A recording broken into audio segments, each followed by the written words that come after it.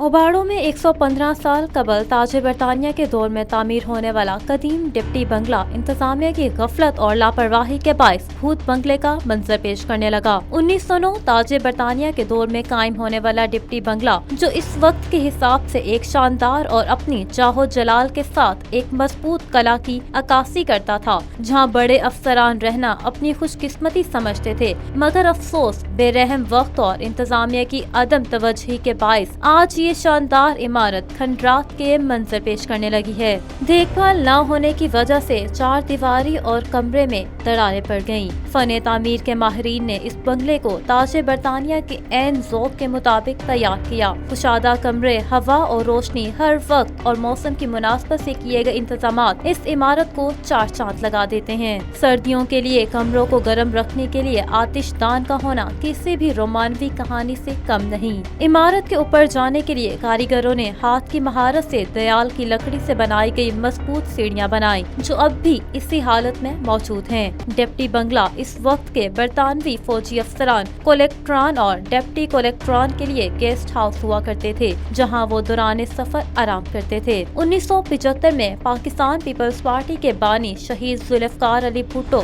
ओबाड़ो आए तो इसी डिप्टी बंगला पर उन्होंने एक बहुत बड़े जलसा-ए-आम से खिताब किया था और काफी वक्त यहाँ गुजारा। इस वजह से ये बंगला अपनी अहमियत का हामिल है। दीगर सियासी जमातों ने भी यहाँ जलसे किए। 1965 और 1971 की जंग में पाक फौज के दस्तों और दीगर महकमों के अफसरान ने भी डिप्टी बंगला में कयाम किया था। फौज के कयाम के बाद डिप्टी बंगला फौजी बंगला के नाम से मशहूर हो गया।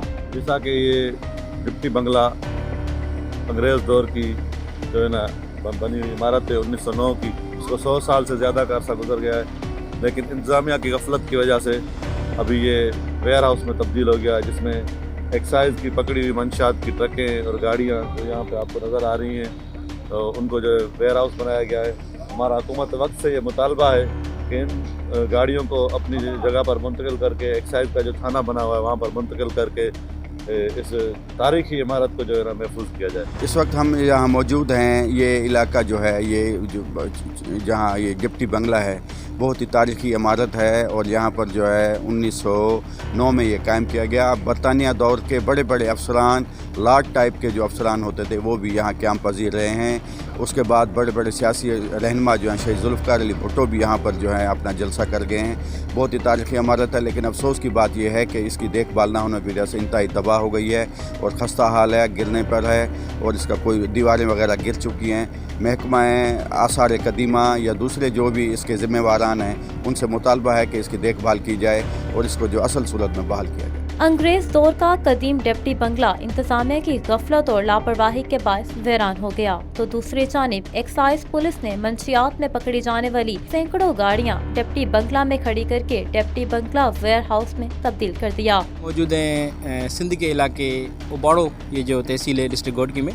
तो यहाँ पर ये जो डिप्टी बंगला है, इसकी जो तारीख़ हमें मिलती है, ये पाकिस्तान बनने से कबल की तारीख़ है ना, और ये तारीख़ी इमारत अंग्रेज़ के दौर की इमारत जो पाकिस्तान बनने से पहले की यहाँ पर मौजूद है। लेकिन अफसोस है कि अभी ये खस्ता हाली का शिकार है और जो हमारी इंतज़ामिया है उसकी अदम दिलचस्पी की वजह से ये मस्मार हो रही है।